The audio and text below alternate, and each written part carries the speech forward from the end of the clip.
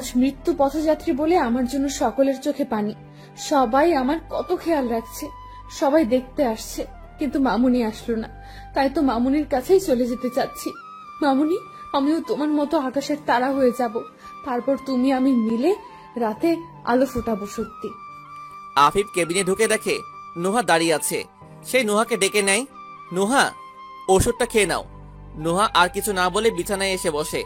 Afif prescription দেখে ওষুধ ছিলে নুহাকে খাইয়ে দেয়। এরপর চলে আসতে নিলেই নুহা হাত ধরে আটকিয়ে বলে, এভাবে দূরে দূরে থাকো কেন?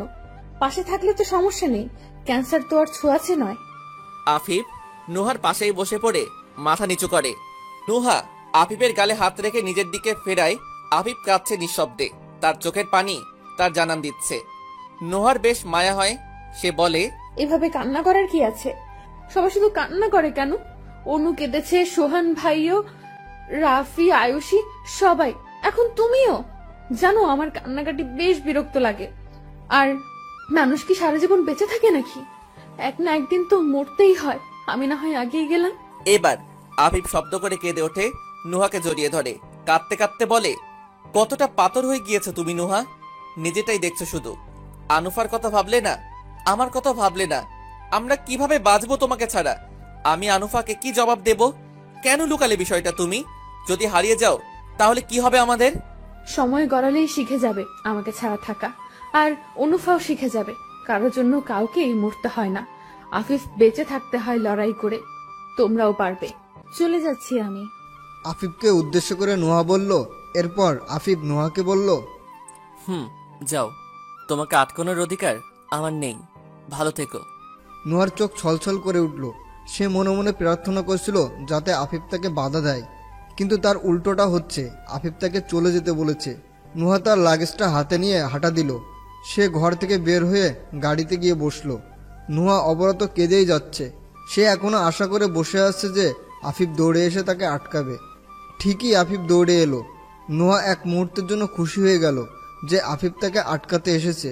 নুহা তার চোখের জল মুছে হাসি মুখে আফিফের দিকে তাকালো। আফিফ এসে নুহাকে বলল, তুমি তোমার ফোনটা ফেলে এসেছিলে, এই নাও। নুহার সব খুশি আবারও এক মুহূর্তের জন্য বিলীন হয়ে গেল। সে নীরবে আফিফের থেকে তার ফোনটি নিয়ে ড্রাইভারকে বলল গাড়ি স্টার্ট করতে। নুহা ঘর থেকে বেরিয়ে এলেও কিন্তু সে জানে যে কোথায় যাবে বা কোথায় যাচ্ছে। পরক্ষণে সে ড্রাইভারকে বলল, ভাইয়া, মুহুয়া গল্লির দিকে চলুন। এই কথাটি শুনে ড্রাইভার বিস্মিত হয়ে নুহার দিকে আর চোখে তাকালো। এরপর গাড়ি সেদিকের উদ্দেশ্যে চালাতে লাগলো। আফিফ তার রুমে দরজা বন্ধ করে বসে আছে। সে জানে না তার সাথে কি ঘটে গেল। সে নুহাকে আটকাতে চেয়েও পারল না। সে অনেক ভালোবাসে নুহাকে, কিন্তু নুহা তার এই ভালোবাসাকে তুচ্ছ করে দিয়েছে। নুহার আসল পরিচয়টা যা ছিল সে এখনো তাই রয়ে গেছে। সে একটুও বদলায়নি। আফিফের দম বন্ধ হয়ে আসছিল এসব ভাবতে ভাবতে। তার মনে আবারও নুহাকে ফিরে পাওয়ার ইচ্ছা হচ্ছে, কিন্তু নুহার অভ্যাসের কারণে সে আর নুহাকে ফেরাতে চায় না। কিন্তু সে এক মুহূর্তের জন্য ভাবছে যে নুহা মিথ্যা বলছে না। অপরদিকে এটাও মাথায় ঘুরছে যে ছোট মা কখনো মিথ্যা বলতে পারে না। তিনি নিশ্চয়ই কিছু না কিছু দেখেছেন, না হলে বলতেন না। এসব ভাবতে ভাবতে আফিফ তার রুমের আয়নায় হাত দিয়ে সজোরে আঘাত করলো। ফলে আয়না ভেঙে তার হাতে ঢুকে যায়। তাও আফিফের কোনো ব্যথা অনুভব হচ্ছিল না। আয়না ভাঙার আওয়াজ পেয়ে আফিফের ছোট মা নাহিদা দৌড়ে আসলো। এসে দেখেন যে আফিফের হাতের অবস্থা ভালো না। তিনি আফিফকে ধরে খাটে বসান। আফিফ চুপচাপ বসে আছে। নাহিদা বেগম আফিফের হাতে ব্যান্ডেজ করে দিলেন। কারো মুখে কোনো কথা নেই, দুজনেই নীরব। নাহিদা উঠে আসার সময় আফিফ বলে উঠল, মা, সত্যি কি নুহা এমন?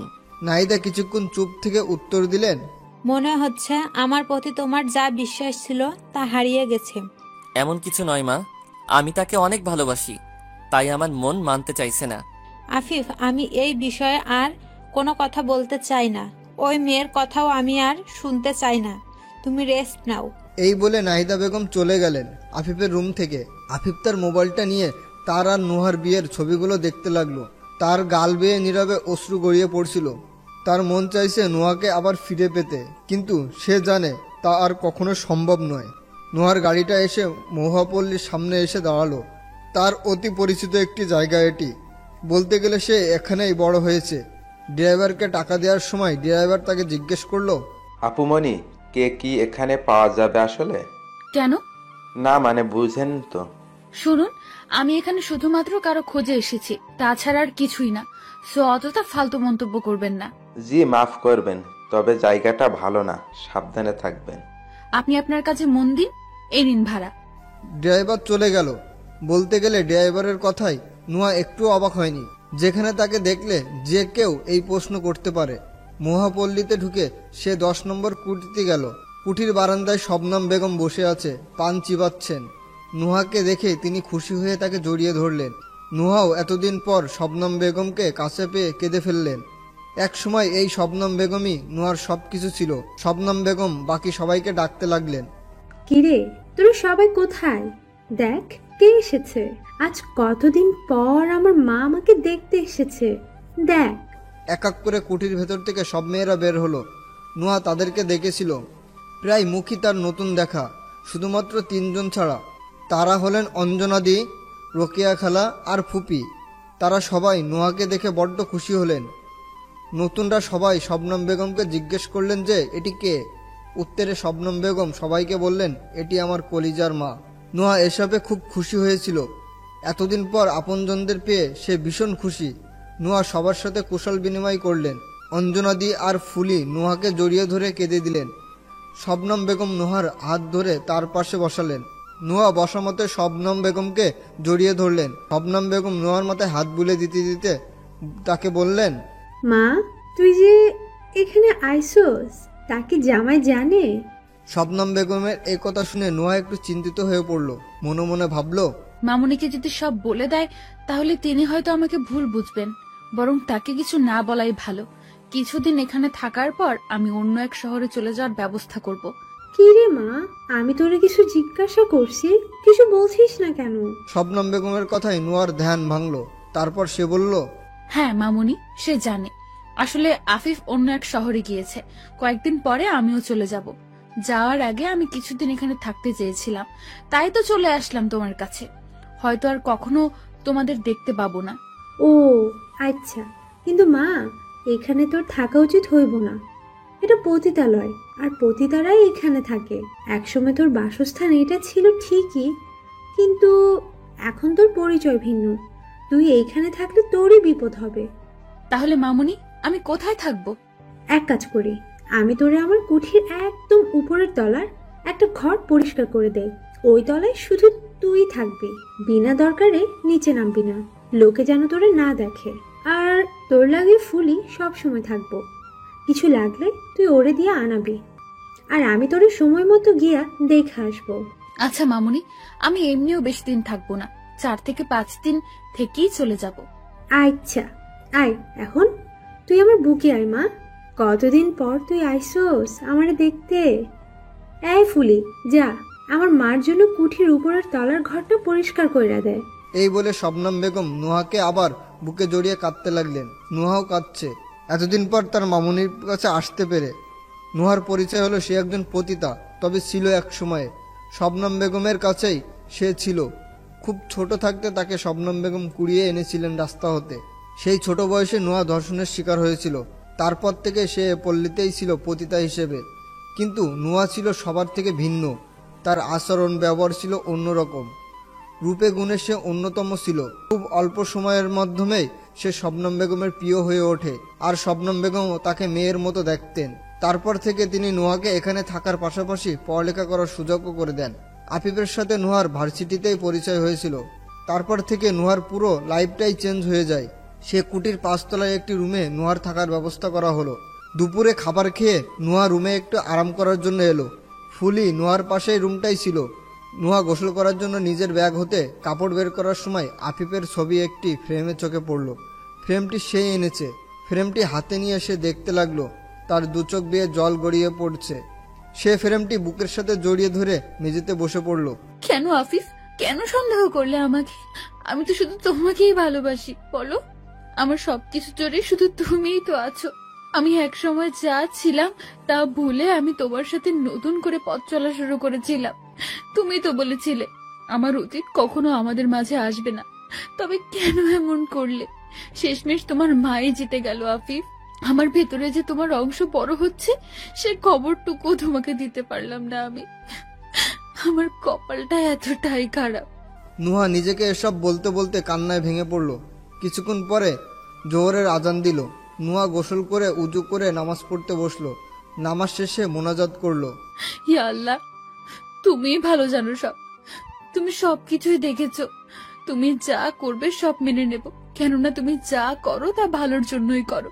আল্লাহ, তুমি ছোট মার উদ্দেশ্যগুলো কখনোই পূরণ হতে দিও না।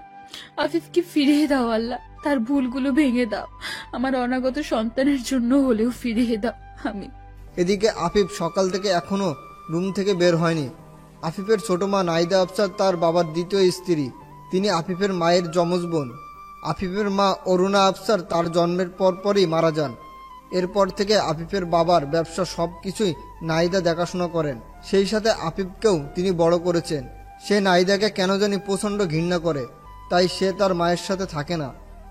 আফিফকে তিনি তার নিজের সন্তানের মতোই দেখেন কিনা জানা নেই, তবে আফিফ তাকে মায়ের মতোই সম্মান করে। নাহিদার কোনো কথা আফিফ কখনো অবিশ্বাস করেনি, কারণ তিনি অযৌক্তিক কিছু কখনোই বলতেন না। নুহাকে নিয়ে তার বলা কথাগুলো আফিফ বিশ্বাস না করতে চাইলেও সে নিজের চোখে দেখেছে যে নুহা এমনই। আফিফ তার রুমেই বসেছিল। জোহরের আজান কানে আসতেই সে উঠে দাঁড়ালো। এরপর শাওয়ার নিতে চলে গেল। প্রায় অনেকক্ষণ ধরে শাওয়ার নিল। উজু করে এসে তার রুমে নামাজে দাঁড়িয়ে গেল সে। আফিফের নামাজ পড়ার অভ্যাস মোটেও ছিল না। নুহা আসার পর থেকেই নুহাই তার নামাজ পড়ানো অভ্যাস করে তোলে। আফিফদের রুমের পাশেই এই ছোট্ট ইবাদতখানাটি নুহার জন্যই বানানো হয়েছিল। আফিফ আর নুহা একসাথে নামাজ পড়ত। আফিফ এক ধ্যানে নামাজ পড়েছে, কিন্তু তার দু চোখ বেয়ে অনবরত জল গড়িয়ে পড়েছে। নিজের যত অভিযোগ সবই সে আল্লাহকে জানিয়ে দিচ্ছে। নামাজ শেষে সে মোনাজাতে বলল, ইয়া আল্লাহ, আমার মনের অশান্তি কমিয়ে দাও। নুহা যদি সত্যি আমার সাথে প্রতারণা করে থাকে, তবে তার অভিযোগ আমি তোমাকে জানালাম। আমার মন বলছে নুহার ভুল হতে পারে না। আল্লাহ, তুমি আমাকে সঠিকটা বোঝার হেদায়েত দান করো। আমিন। নামাজ শেষ করতে আফিফ তার বাম পাশে ফিরে দেখলো নুহার নামাজ পড়ার জায়গাটা শূন্য। নুহা থাকলে হয়তো এখন একসাথে নামাজ পড়া হতো। নামাজ শেষে আফিফ উঠে ব্যালকনিতে চলে গেল। তার মনটা কিছুটা শান্ত হয়েছে, কিন্তু ব্যালকনিতে ছোপায় বসতে বসতে তার মন আরেক দফা কেঁদে উঠল। এ রুমের প্রত্যেকটা জড়বস্তু প্রত্যেকটা কোণায় নুহার অস্তিত্ব জানান দিচ্ছে। এদিকে নুহা নামাজ শেষ করে উঠে দাঁড়ালো। জানালা দিয়ে হালকা শীতল হাওয়া বইছে। শরতের মেঘময় আকাশটা ভীষণ সুন্দর দেখাচ্ছে। নুহার মনে পড়ে গেল আফিফের আকাশ দেখা খুবই ভালো লাগে। বাসায় থাকলে হয়তো এতক্ষণ সে আর আফিফ ব্যালকনিতে বসে আকাশ দেখত আর খুনছুটি করত। নুহা এসব আর মনে করতে চাচ্ছে না। তার খুব মন খারাপ হচ্ছে এসব ভেবে। নুহা চাইলে আফিফের ভুল ভাঙাতে পারে, কিন্তু সে চায় না কোনো সাফাই দিতে। যে ভালোবাসাকে বিশ্বাস করে না, তাকে কোনো কিছু বোঝানোর ইচ্ছে নেই তার। আবার পরক্ষণে নিজের সন্তানের কথা ভেবে মন অস্থির হয়ে উঠেছে তার। সে এক প্রকার মানসিক টানায় পড়ে ভুগছে। না, নুহা ঠিক করলো সে আর এসব ভাববে না। নিজের ভেজা চুলগুলো মেলে দিয়ে সে জানালার গ্রিল ধরে দাঁড়ালো। হালকা বাতাসে তার চুলগুলো উড়ছে। সে এক দৃষ্টিতে আকাশপানে তাকিয়ে আছে। নুহা ভাবছে 3 বছর আগের কথা, যখন তার আর আসিফের সম্পর্ক শুরু হয়। অপরদিকে আফিফও বসে বসে তাই ভাবছে। তাদের মনের মিল কি অদ্ভুত। 3 বছর আগে আজ নুহার ভার্সিটির প্রথম দিন। নুহা কলেজে বোরকা আর নিকাব পরেই যায়, কারণ সে চায় তার পরিচয়টা গোপন থাক, তা যেন তার পড়াশোনার মাঝে না আসুক। নুহা বরাবরই লেখাপড়ায় অনেক ভালো। এসএসসি ও এসএসসিতে গোল্ডেন প্রাপ্ত ছাত্রী। মহাপল্লী হতে ভার্সিটি বেশ দূরে নয়। নুহা ভার্সিটি যাওয়ার আগে তার মামুনিকে সালাম করে নিল। এরপর রোকেয়া খালাকে সালাম করলো। তারপর ভার্সিটির উদ্দেশ্যে চলে গেল। নুহা এবং তার বেস্ট ফ্রেন্ড অনিমা একসাথে এসেছে। নুহার ভার্সিটির ক্লাসগুলো ভালোই কাটলো। এরপর সে আর অনিমা ক্যাম্পাসের চারপাশে হাঁটতে বের হলো। হঠাৎ অনিমা নুহাকে একটি ভিড় দেখিয়ে বলল, চলো দেখি, ওখানে এত ভিড় কেন? না, দরকার নেই শুধু শুধু ঝামেলায় পড়ার। তোর প্লিজ চলো না দেখি। অনিমা নুহাকে এক প্রকার টানতে টানতে সেখানে নিয়ে গেল। সেখানে গিয়ে দেখা গেল দুজন ছেলে মারামারি করছে। অনিমা ভিড় ঠেলে নুহাকে নিয়ে একদম সামনে গিয়ে দাঁড়ালো। হঠাৎ মারের টাল সামলাতে না পেরে নুহার গায়ের উপর এসে পড়ল। সেই ছেলেটা ছিল আফিফ। নুহা আফিফকে সামলে নিল। এর মধ্যেই একজন প্রফেসর এসে আফিফ আর সেই ছেলেটা কি বলল, এই যে তোমরা দিন দিন গুন্ডায় পরিণত হচ্ছ, ক্যাম্পাসে কি গুন্ডামি করতে আসছো নাকি পড়ালেখা করতে? দুজনে এই প্রিন্সিপাল স্যারের অফিসে আসো ইমিডিয়েটলি। স্যারটি চলে গেলেন। সোহান আর আফিফের সামনে গিয়ে তাকে বলল, আজ ছেড়ে দিলাম, তোকে আমি দেখে নেব। তোকে মনে হয় ছেড়ে দিব আমি? শুধু দেখ না আমি কি করি আজকে। এদিকে আস্তে আস্তে ভিড় কমা শুরু করলো। নোয়া আর অনিমা চলে যেতে লাগলে হঠাৎ আফিফ নোয়ার হাত ধরে ওকে টেনে নিয়ে যেতে লাগলো। এদিকে অনিমা নোয়া আর আফিফের পেছন পেছন আসছে। নোয়া আফিফের এমন আচরণ পুরোই অবাক। সে নিজেকে ছাড়ানোর চেষ্টা করছে ঠিকই, কিন্তু পারছে না। আফিফ তার হাত খুব শক্তভাবে ধরে আছে। সে আফিফকে বলল, কোথায় নিয়ে যাচ্ছেন আমায়? ছাড়ুন। চুপচাপ চলো, তোমার সাথে আমার কথা আছে। বেশি প্যান প্যান করো না তো। আফিফ নোয়াকে নিয়ে ভার্সিটির স্টোর রুমে ঢুকে দরজা বন্ধ করে দিল। নোয়া তো ভয়ে শেষ। এ কি করলেন? এখানে কেন আনলেন আমাকে? আর দরজা বন্ধ করলেন কেন? আমি বাইরে যাব, ছাড়ুন। অনিমা বাইরে দরজা ঝাঁকাচ্ছে। নোহা দরজা খুলতে গেলেই আফিফ নোয়াকে টেনে নিয়ে দেয়ালের সাথে চেপে ধরে। তারপর অনিমার উদ্দেশ্যে চিল্লিয়ে বলে, আপু, আপনি প্লিজ 5টা মিনিট অপেক্ষা করুন। আমি আপনার ফ্রেন্ডের সাথে কিছু জরুরি কথা বলছি। অনিমা দরজা ঝাঁকানো বন্ধ করে বাইরে দাঁড়িয়ে অপেক্ষা করতে লাগলো। আফিফ এক দৃষ্টিতে নোয়ার চোখের দিকে তাকিয়ে আছে, আর নোয়া কেমন যেন কাঁপছে জড়সড় হয়ে দাঁড়িয়ে। নোয়ার শরীরে অনেকেই স্পর্শ করেছে, কিন্তু কখনো এমন হয়নি। আফিফের স্পর্শে তার অন্যরকম লাগছে আজ। আফিফ নোয়ার চোখের দিকে তাকিয়ে কেমন ঘুরে চলে গেল। প্লিজ যেতে দিন আমায়, আমার খুব ভয় করছে, প্লিজ। নোয়া কাঁপা কাঁপা গলায় আফিফকে বলল। নোয়ার কথায় আফিফের ঘোর কাটলো। আফিফ নোয়াকে বলল, ফার্স্টলি সরি, আপনাকে এভাবে এখানে আনা উচিত হয়নি আমার। আর শুনুন, আমার আপনার কাছ থেকে একটা হেল্পের প্রয়োজন। আমার মনে হয়েছে যে আপনি আমাকে হেল্প করতে পারবেন, তাই আপনার কাছেই হেল্প চাইছি। দেখুন, আমার সাধ্যের মধ্যে হলে আমি নিশ্চয়ই হেল্প করব আপনাকে। আপনি আমার সাথে প্রিন্সিপালের রুমে যাবেন, আর সেখানে গিয়ে বলবেন সোহান আপনাকে আর আপনার ফ্রেন্ডকে র্যাক করছিল। এই নিয়ে আমার সাথে সোহানের কথা কাটাকাটি হওয়াতে সে হাতাহাতি শুরু করে দেয়। কিন্তু এটা তো মিথ্যা, আমি মিথ্যা কেন বলবো? মিথ্যে হোক আর যাই হোক, আপনার কিন্তু আমাকে হেল্প করতে হবে, অ্যান্ড দ্যাটস ফাইনাল। সরি, আমি পারবো না। এই বলে নোয়া দরজার দিকে যেতে লাগলেই আফিফ নোয়াকে টেনে নিয়ে দেয়ালের সাথে তাকে তার দুই বাহু চেপে ধরে বলে, তুমি জানো আমি কে? আমি আফিফ আফসার। আমি কিন্তু না মোটেই সহ্য করতে পারি না। তুমি আমাকে না করার সাহস কোথায় পাও? ফার্স্ট ইয়ার স্টুডেন্ট নাকি? আগে কখনো দেখিনি ক্যাম্পাসে। হুম। ও গ্রেট। শুনো, মাত্র এসেছো, ধীরে ধীরে আমার ব্যাপারে জেনে যাবে। আমি কেমন, ভালোভাবে বললাম, যা বলছি তাই করো, না হয় ভার্সিটিতে আর কখনো আসার সুযোগ পাবে না। তুড়ি বাজাতেই তোমাকে বের করে দেওয়াতে পারবো, মাইন্ড ইট। তাই যা বলছো ভেবে বলো। নোয়া ঘাবড়ে গেল। সে কোনো ঝামেলা জড়াতে চায় না ঠিকই, কিন্তু পড়াশোনা কন্টিনিউ করাটাও তার জন্য খুব জরুরি। নোয়া ভাবলো তার কথাটা মেনে নেওয়াই ভালো হবে। আচ্ছা ঠিক আছে, কিন্তু পরে যদি ওই ছেলেটা কোনো ঝামেলা করে? সেসব তোমার না ভাবলেও চলবে। আর একবার যখন তুমি আমাকে হেল্প করছো, তোমার সিকিউরিটির দায়িত্ব আমার।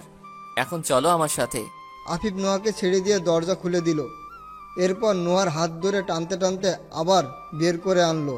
অনিমা দরজার পাশে দাঁড়িয়েছিল।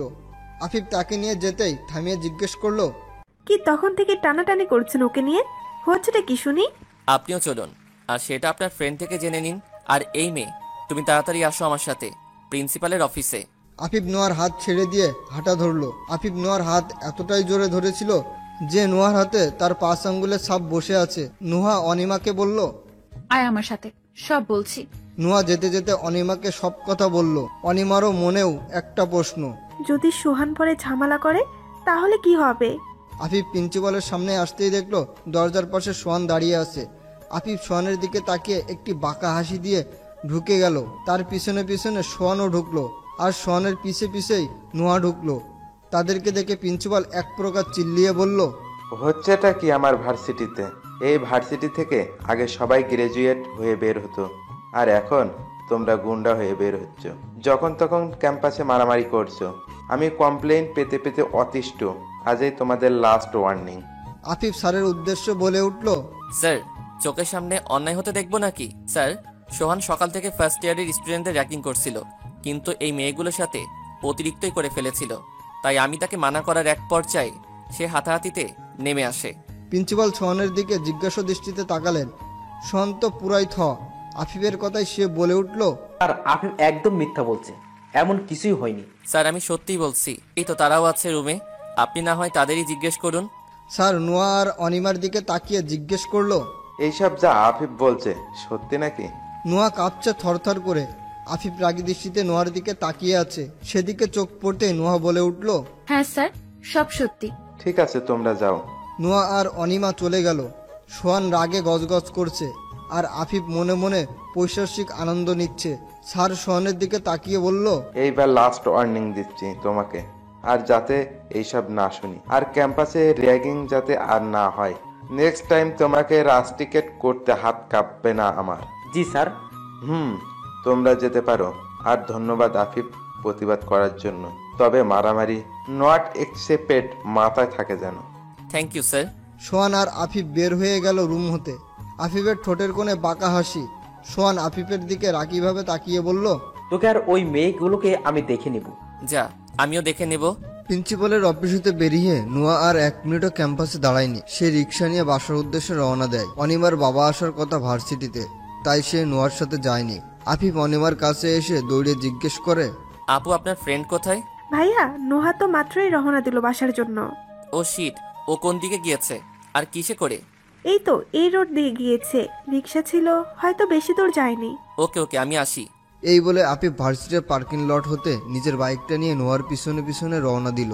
এদিকে পথের মধ্যে নোয়ার রিক্সার সামনে সোহান বাইক নিয়ে এসে দাঁড়ায়। সোহানকে দেখে নোয়া ভয়ে থরথর করে কাঁপতে থাকে। সে মনে মনে আল্লাহকে স্মরণ করছে।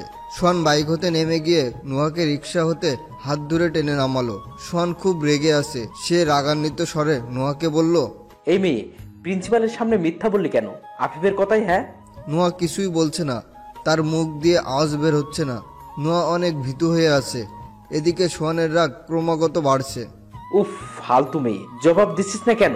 এই বলে সোহান নোয়াকে থাপ্পড় মারতে উদ্যোগ নিতেই আফিফ এসে সোহানের হাত ধরে ফেলে। সোহানকে এক ধাক্কায় নিচে ফেলে দিয়ে তাকে আঙ্গুল তাক করিয়ে বলল, আর কখনো যদি নুহার সাথে বাজে ব্যবহার করিস অথবা করার চেষ্টা করিস, আমার থেকে খারাপ কেউ হবে না। তুই কি মনে করিস ওকে আমি এমনিতে ছেড়ে দিব? আমাদের শত্রুতাও তো এখন শুধু তোর আর আমার মাঝে নেই, ওর আর আমার মাঝে ছড়িয়ে পড়েছে। এই 2 টাকার মেয়েকে আমি দেখেই ছাড়বো। তোকে আমি। আফিফ সোহানের মুখে এক ঘুষি বসিয়ে দেয়। তারপর নোয়ার হাত ধরে নিয়ে বাইকের পাশে দাঁড় করিয়ে নিজে বাইকে উঠল। তারপর তাকে বলল, বাইকে বসো। নোয়া নিঃশব্দে কাঁদছে, মাথা নিচু করে। সে তখনও ঠাই দাঁড়িয়ে আছে। কি হলো, কথা কানে যাচ্ছে না? বাইকে বসো। আফিফের চিল্লিয়ে বলাতে নোয়া ভীষণ ভয় পেল। সে মাথা তুলে তাকাতে আফিফ দেখে নোয়া কাঁদছে। আফিফের হঠাৎ প্রচন্ড খারাপ লেগে উঠল নোহার জন্য। সে মনে মনে ভাবল, উফ, নিজে জেতার জন্য আমি মেয়েটাকেও নিজের শত্রুতায় জড়িয়ে ফেললাম। এখন থেকে ওর খেয়ালও আমাকেই রাখতে হবে। সোহানের বিশ্বাস নেই কখন কি করে বসে, আর মেয়েটা কাঁদছে আমার জন্যই, আর এত ঝামেলা পোহাতে হচ্ছে। নিজেকে বড্ড অপরাধী মনে হচ্ছে। কি যে করি। আফিফ বাইক হতে নেমে নোহার 2 গালে হাত দিয়ে ধরে তার চোখের পানি মুছে দিল। নোহার চোখের পানিতে তার নিকাব ভিজে গেছে। আফিফ নোহাকে বলল, আই এম সো সরি, আমার জন্য তোমাকে ঝামেলা পোহাতে হচ্ছে। কিন্তু টেনশন নিও না, আফিফ যা বলে তা করেই। তোমার সিকিউরিটির রেসপন্সিবিলিটি আমার। আর শোনো, তোমাকে প্রতিদিন আমি ভার্সিটিতে আনবো, আর আমি বাসায় পৌঁছে দিয়ে আসবো। নোহা আফিফের কথায় অবাক হয়ে উঠল। সে একটু প্রস্তুত হয়ে বলল, না, দরকার নেই, আমি আসতে পারবো, আর অনিমা আছি। দেখো, সোহানের বিশ্বাস নেই, সে কখন কি করে বলা যায় না। আর অনিমাও একজন মেয়ে, ওর ক্ষমতা নেই তোমাকে প্রোটেক্ট করার। প্লিজ মানা করো না, তোমার কিছু হলে আমি দায়ী, দোষ আমারই। আচ্ছা ঠিক আছে। এবার চলো বাইকে বসো, বাসায় পৌঁছে দিয়ে আসি।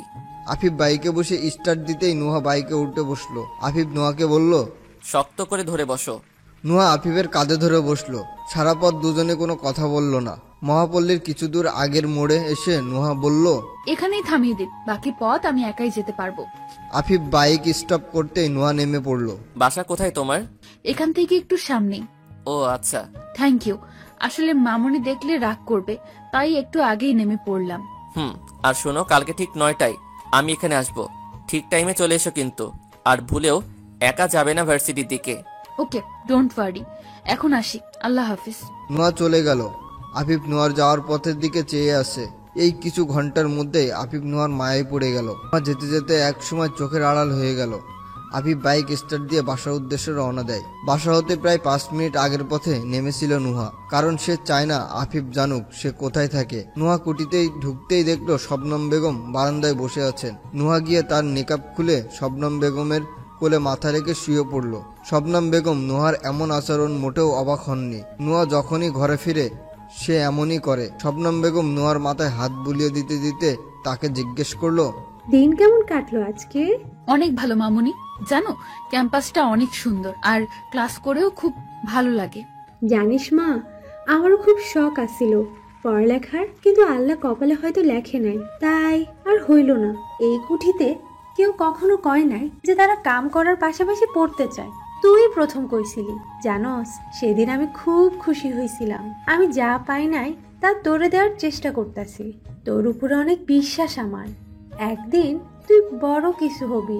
তুমি শুধু দোয়া করবে মামুনি, আর আমার উপর বিশ্বাস রাখবে। আমি তোমার স্বপ্ন একদিন পূরণ করবই। সে তো জানি, আমার লক্ষ্মী মাইয়া। তুই এখন যা, গোসল কইরা খাইয়া দাইয়া আরাম কর, বিকালের পর কামে লাগুন লাগবো। তোর অনেক গ্রাহক আছে আজকা। কথাটা শোনা মাত্রই নুহা উঠে বসলো। তার চোখের কোণে পানি চিকচিক করছে। সে একটি দীর্ঘশ্বাস ফেলে শবনম বেগমের হাত ধরে বলল, এই অভিশাপ জীবন হতে আমি কখন মুক্তি পাবো মামুনি? যেদিন তুই বড় কিছু হবি সেদিন আমি নিজেই তোরে মুক্ত কইরা দিমু।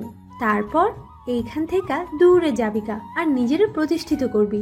এই অভিশাপ জীবন থেকে অনেক দূরে যাইতে হইব তোর। শবনম বেগম নুহাকে বুকে জড়িয়ে নিলেন। নুহা চোখের জল মুছে ফেললো, তারপর ওনাকে জড়িয়ে ধরলো। সেই দিনের অপেক্ষায় আছে যেদিন এই জীবনের সমাপ্তি ঘটবে। নুহা শবনম বেগমের কাছ হতে উঠে ছাদের চিলকোঠার ঘরটিতে গেল। এই ঘরটি তার একান্তই ব্যক্তিগত। সে এখানে পড়ালেখা করে আর আল্লাহর ইবাদত করে। নুহা এত জঘন্য স্থানে থেকেও আল্লাহর ইবাদত করতে একটুও পিছপা হয়নি। সে প্রত্যেকবার নামাজ পড়ার আগে নিজেকে পবিত্র করে নেয়, আর এই ঘরটিও সে সবসময় পবিত্র করে রাখে। নুহা তার রিডিং টেবিলে বসতে বসতে আফিফের কথা ভাবতে লাগলো। আফিফ যে কতটা খারাপ সে ভেবেছিল, আসলে সে ততটা খারাপ নয়। তার প্রতি আফিফের দায়িত্বশীলতা দেখে সে বরাবরই মুগ্ধ। এদিকে আফিফ তার ব্যালকনিতে গিটার নিয়ে বসেছে। তার চোখের সামনে শুধু নুহা ভাসছে, অথচ সে এখনো নুহার চেহারাও দেখেনি। তারপরেও সে তার প্রতি দুর্বল হয়ে পড়েছে। এই প্রথম কোনো মেয়ে আফিফের মনে এত দাগ কেটেছে। ভাই কি ভাবছিস? রাফির কথায় আফিফের ধ্যান ভাঙলো। রাফি 2 কাপ কফি নিয়ে এসে আফিফের পাশে বসতে বসতে বলল, এত গভীরভাবে কি ভাবছিলি? আফিফ রাফির কাছ থেকে কখনো কিছু লুকায় না। তার এক নাগারে সব বলতে লাগলো। আফিফের কথা শুনে রাফি তো অবাক। আজ একদিন ভার্সিটিতে মিস দিলাম আর তুই এত কিছু ঘটিয়ে ফেললি, জাস্ট ওয়াও। যাক, লাইফে তোর তাহলে এবার কেউ আসলো শেষমেশ। ধুর, তুই কতদূর চিন্তা করে ফেলেছিস? জাস্ট কয়েক ঘন্টারই পরিচয়। দেখ ব্রো, তুই আগে পরে এই মেয়ের প্রেমে পড়বি, লিখে রাখ আমার কথা। রাফি হাসতে হাসতে চলে গেল আর আফিফকে ভাবনায় ফেলে গেল। রাফি আফিফদের ভার্সিটির 2nd ইয়ারের স্টুডেন্ট আর আফিফ লাস্ট ইয়ারের। পরের দিন সকালে নোয়া বের হতে একটু লেট হয়ে গেল। আফিফ নোয়ার জন্য আগে থেকেই দাঁড়িয়ে ওয়েট করছিল। নোয়া আসতেই সে বাইক স্টার্ট দিতে দিতে নোয়াকে বলল, দেরি হলো যে? আসলে বুঝিনি যে আপনি একদম সময় মতো চলে আসবেন। শোনো, আমি কিন্তু অনেক পাংচুয়াল, সময়কে খুবই মেনে চলি, মনে রেখো। আর কখনো যাতে দেরি না হয়। আচ্ছা, আর কখনো হবে না। বসো। নোয়া উঠে বসতে আফিফ বাইক স্টার্ট দিল। আজ তারা পথে একটু আধটু গল্প করলো। আফিফ নোয়াকে তার ফ্যামিলির সম্পর্কে জিজ্ঞেস করলো। ফ্যামিলিতে কে কে আছে তোমার? নোয়া এই প্রশ্নটি শুনে কেমন যেন চুপ হয়ে গেল। নোয়ার একটা পরিবার আছে ঠিকই, কিন্তু সে জানে না এখন কোথায় আছে, কেমন আছে। নোয়ার সবই মনে আছে। তার মা বাবা ছোট বোন সবার চেহারাই তার চোখের সামনে ভাসছে। তার বর্তমান পরিবার বলতে শবনম বেগম আর কুঠির মেয়েগুলোই আছে। তার 2 চোখ ভরে এলো। আফিফ আবার বলল, কি হলো বললে না? আমি আর আমার মামুনি। জানো, আমার ফ্যামিলিটাও সেমই। আমি, ছোট মা আর আমার ছোট ভাই। বাবা নেই, আজ 7 বছর হলো। আচ্ছা শোনো, আমার নাম্বারটা রাখো। ক্লাস শেষে আমায় একটা কল দিও। ভুলেও একা যাওয়ার সাহস করবে না। আচ্ছা, এবার আমি আসি। যাও, কিন্তু সাবধানে। আফিফের আচরণে নোয়ার ভালো লাগা যেন ক্রমাগত বাড়ছে। সে আফিফের দিকে কিছুক্ষণ তাকিয়ে থেকে বলল, থ্যাংক ইউ। আফিফ নোয়ার চাউনিতে প্রায় হারিয়ে গিয়েছিল। নোয়ার প্রতি উত্তরে সে আর কিছুই বলতে পারেনি। নোয়া চলে আসলো। নোয়া ক্লাসে ঢুকতেই দেখলো অনিমা বসে আছে। অনিমা নোয়াকে দেখে তার কাছে গিয়ে জিজ্ঞেস করলো, কি রে, আমি তোর জন্য কতক্ষণ অপেক্ষা করলাম, আর তুই আমাকে না বলেই বেরিয়ে গেলি? একটা কল তো দিতেই পারতিস। সরি, আসলে আমি আফিফের সাথে এসেছি আজকে। কি? অনিমা তো পুরাই অবাক। তারপর নোয়া অনিমাকে সব খুলে বলতে অনিমা আসল ঘটনা বুঝতে পারলো। নুহা আর অনিমা ক্লাস শেষ করে বের হতেই একদল মেয়ে এসে তাদের ঘেরা করলো। নুহার চারপাশে ঘুরে ঘুরে দেখতে দেখতে হাসাহাসি শুরু করে দিল। একজন বলে উঠল, আফিফ কিনা শেষমেশ এমন মেয়ের সাথে জাস্ট ভাবা যায় না। একটা মেয়ে সানগ্লাস খুলে নুহার পা হতে মাথা পর্যন্ত দেখতে লাগলো। মেয়েটির পরনে একটি শর্ট জিন্স আর টি শার্ট, চুলের স্টাইল বোল্ড টাইপের। নুহার এসবে অনেক অস্বস্তি হচ্ছিল। সে চুপচাপ সব সহ্য করছিল। মেয়েটি নুহাকে জিজ্ঞাসা করলো, ফার্স্ট ইয়ার? জি। ও আই সি। তা কতদিনের রিলেশন আফিফের সাথে? মানে? হোয়াট মানে? প্রেম কতদিনের? কতদিন ধরে চলছে এসব? নুহা কোনো উত্তর না দিয়ে চুপচাপ দাঁড়িয়ে আছে থ মেরে। সে মনে মনে ভাবছে, এই ছেলের জন্য আমি সব দিক দিয়েই বিপদে পড়ছি। উফ, ইচ্ছে করছে তাকে গলা টিপে মেরে ফেলি, আর সহ্য হচ্ছে না। নুহা ভেতরে ভেতরে ফুলে ফেপে উঠছে। তার প্রচন্ড রাগ উঠছে। হঠাৎ মেয়েটি চিল্লিয়ে উঠল, hey you, talk to me damn it. I am not arrangeable to you. Who are you to interfere in my personal life? Mind your own work. Nuha এক নিঃশ্বাসে এসব বলে অনিমার হাত ধরে ওকে টেনে নিয়ে সেখান হতে চলে আসলো। সে যেন হাঁপ ছেড়ে বাঁচল। এদিকে মিম রেগে মেগে আগুন হয়ে আছে। সে চিৎকার চেঁচামেচি করছে। কাল পরশুর একটা মেয়ে কথা কিভাবে বলছে দেখেছো? How dare she to talk to me like this. এই মেয়েকে আমি নিজের মতো করে হ্যান্ডেল করব, আর আফিফকে তো আমার চাই, by hook or by cook. Nuha আর অনিমা ভার্সিটি গেটে আসতেই দেখে অনিমার বাবা এসেছেন। অনিমা নুহাকে বিদায় দিয়ে চলে গেল বাবার সাথে। নুহা আফিফকে কল দেওয়ার জন্য ফোনটা বের করলো। তার দ্বিধাবোধ হচ্ছে, কল দিবে কি দিবে না। ভাবতে ভাবতে দিয়েই ফেললো। ওপাশ হতে আফিফ ফোন ধরে বলল, পার্কিং লটে আছি, কাম ফাস্ট। এইটুকু বলেই টুক করে কল কেটে দিল নুহা। ভাবলো, কেমন মানুষ, রোবটের মতো কথা বলেই গেল, কিছু বলার সুযোগও দিল না। এসব ভাবতে ভাবতে সে পার্কিং লটের দিকে হাঁটা দিল। আফিফ রাফির সাথে বসেছিল। নুহার কলে তার কেমন যেন ফিল হচ্ছিল, তাই এক নিঃশ্বাসে এভাবে বলেই কলটা কেটে দিল। রাফি ভাইয়ের এই কাণ্ড দেখে হাসতে হাসতে খুন। নুহাও চলে আসলো। রাফির যেন হাসি আরো দ্বিগুণ বাড়ছে। তাও হাসি চাপিয়ে রেখে নুহাকে বলল, হাই, আপনি নোহা তাই না? আসসালামু আলাইকুম। জি, আমি নুহা। ওয়ালাইকুম আসসালাম। হ্যাঁ, দেখে চিনতে পেরেছি। আমি আফিফের ছোট ভাই। ভাইয়ের থেকেই আপনার ব্যাপারে জানলাম। ও আচ্ছা। রাফি আফিফের কানের কাছে ফিসফিসিয়ে বলল, ব্রো, আমার ভাবি হিসেবে খারাপ না। আফিফ রাফির কথায় পুরাই থ। এমনি নুহাকে দেখে সে চুপচাপ হয়ে আছে। তার উপর রাফির কথায় একটু লজ্জা পেল সে। রাফি বিদায় নিয়ে চলে গেলেই আফিফ আর নুহা রওনা দিল। পথের মধ্যে, আচ্ছা আফিফ, আপনার সাথে কি কোনো মেয়ের রিলেশন আছে? না তো, হঠাৎ এই কথা কেন? নুহা সব ঘটনা খুলে বলল। আফিফের এসব শুনে প্রচন্ড রাগ উঠেছে। সে নুহাকে বলল, ওর নাম মিম, আমার পিছে পড়ে আছে প্রায় 3 বছর ধরে। আমি পাত্তা দেই না। বলতে গেলে আমার পুরো লাইফে একমাত্র তুমি একটা মেয়ে যার সাথে এত দূর আমার। কেন? মেয়েটা অতটাও খারাপ না, দেখতে অবশ্যই সুন্দর। হাসালে নুহা। রিয়েলি মেয়ে কি এমন হয়? বেহায়াপনায় মেয়েদের মানায় না। নিজের সাথে ওকে কম্পেয়ার করে দেখো একবার। নুহা মনে মনে ভাবছে, আফিফ, আমার পরিচয় এখনো জানেন না আপনি। আমার চেয়ে তো সে শতগুণ ভালোই আছে। একজন পতিতার সাথে তার কম্পেয়ার করে আর কি লাভ? নুহা একটা দীর্ঘশ্বাস ফেললো। আফিফ নুহাকে নামিয়ে দিয়ে আবার ভার্সিটিতে ব্যাক করলো। জাইরা তার ফ্রেন্ডসদেরকে নিয়ে ভার্সিটি বিল্ডিং এর পেছনে একটি গাছতলায় বসে স্মোক করছিল। আফিফ জাইরার কাছে গেল। জাইরাকে টেনে তুলে সজোরে একটি চর বসিয়ে দিল। আফিফের চোখে মুখে রাগ স্পষ্ট। জাইরার ফ্রেন্ডসগুলো সবাই চলে গেল। জাইরা গালে হাত দিয়ে আফিফের দিকে তীক্ষ্ণ দৃষ্টিতে তাকিয়ে আছে। নিজেকে কি আদৌ মেয়ে মনে করিস তুই? হ্যাঁ, তুই পুরাই বেহাই একটা মেয়ে। আবার আমাকে পাবার স্বপ্ন দেখিস। তোর মতো কয়েকজনের জন্যই আমি সব মেয়েকেই হেট করি।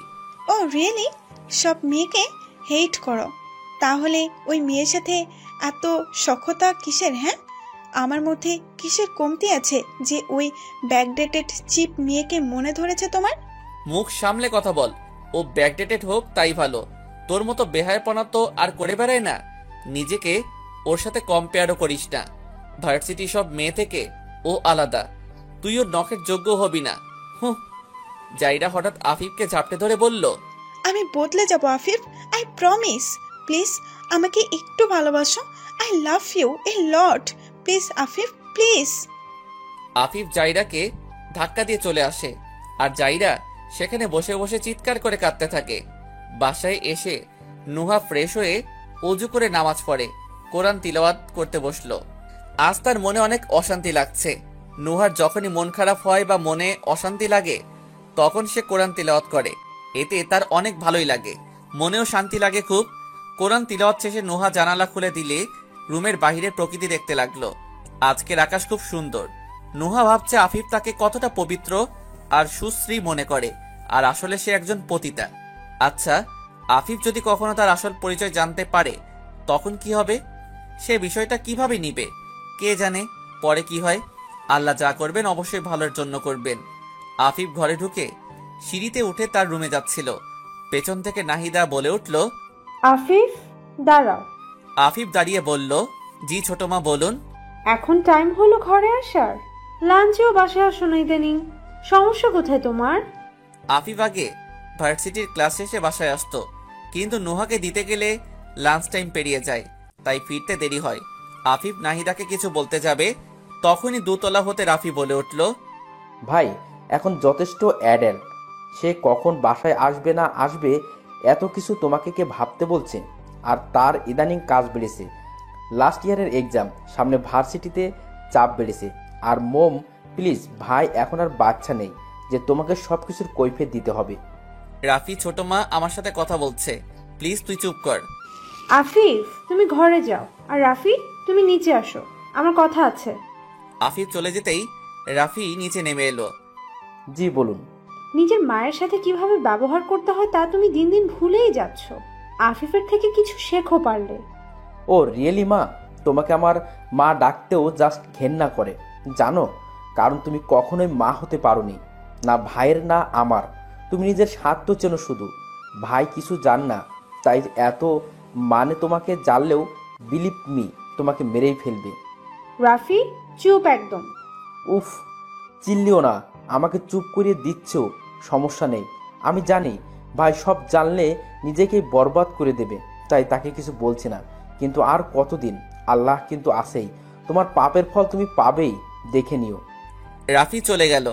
নাহিদা ধপ করে সোফায় বসে পড়ল। সে মনে মনে ভাবছে, আমার এতদিনের পরিশ্রম লাশের উপর দিয়ে এত কিছু অর্জন করেছি না, আমি এত সহজেই হাত ছাড়তে পারি না।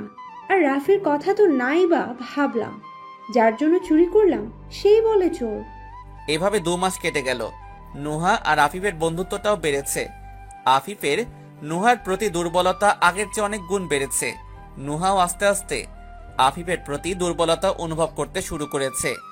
অন্যদিকে রাফি আর অনিমার প্রেম ভালোবাসার গল্পটাও শুরু হয়ে গিয়েছে। ক্যাম্পাসে তারা 4 জন মিলে ভালোই আড্ডা জমায়। পুরো ভার্সিটি এখন শিওর যে আফিফ আর নুহার মধ্যে কিছু চলছে। তাছাড়া প্রতিদিন আফিফের নুহাকে আনা নেওয়া করা তো আছেই, খুব দায়িত্বের সাথে সে এই কাজটি করে। ইদানিং ফোন আলাপও হয় কিছু কিছু। জাইরা আর সোহান হাত মিলিয়ে নুহার ক্ষতি করার প্ল্যান করে আছে, কিন্তু সুযোগের অভাবে পারছে না। আজকে আফিফ নুহাকে বাসায় পৌঁছে দেওয়ার সময় তাকে বলল, নুহা চলো কালকে কোথাও ঘুরতে যাই, কি বলো? নুহা এই শহরে আছে ঠিকই, কিন্তু কখনোই ঘুরে বেড়ানোর সুযোগটা তার হয়ে ওঠেনি। সে ভাবনায় পড়ে গেল, কি হলো, যাবে নাকি বলো? তুমি চাইলে রাফি আর অনিমাকেও বলে দেব কালকে এমনি ইউনিভার্সিটি অফ।